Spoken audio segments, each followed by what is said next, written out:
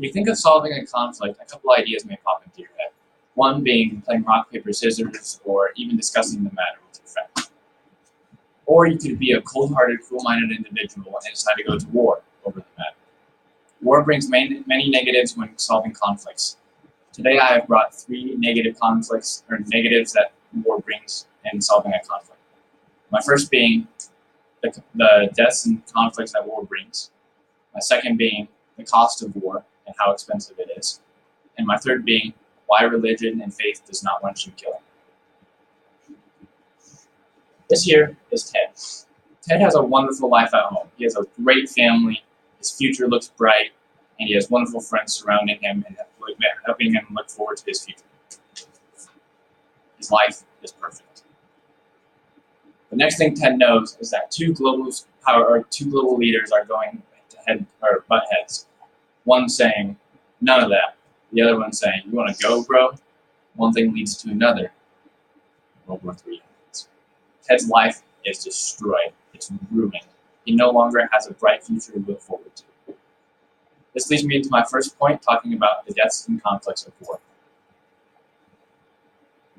A statistic from National World War II Museum.org shows that over 70 to 80 million people died in World War II.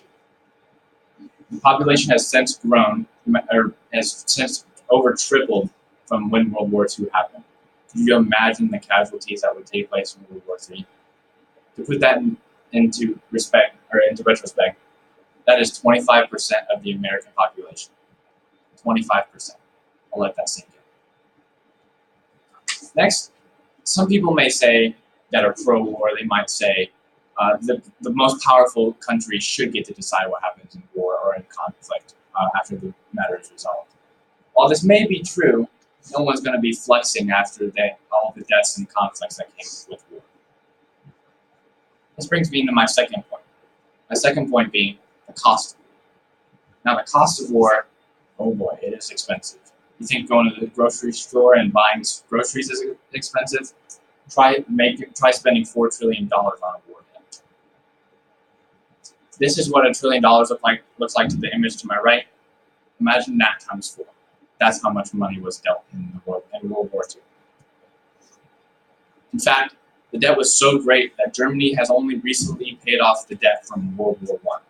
They are still currently paying off the debt for World War II, and they don't plan to have it paid off anytime soon. Oh no, the missiles are launching. We might want to hurry up and get to our next point. My next point being, this is why religion and faith does not want us killing. This is a quote from the Bible, from Exodus 20:13. In quote, it says, "You shall not kill."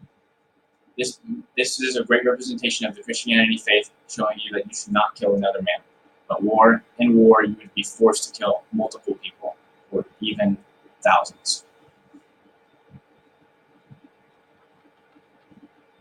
We might want to get to the shelter and go through our supplies and see what we just learned about. First off, we talked about deaths and conflicts. Then we went into the cost of war and how expensive it is.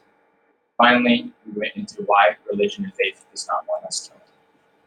Thank you all for listening to my persuasive speech on why war is not a great way to handle conflicts. I hope it was a fun.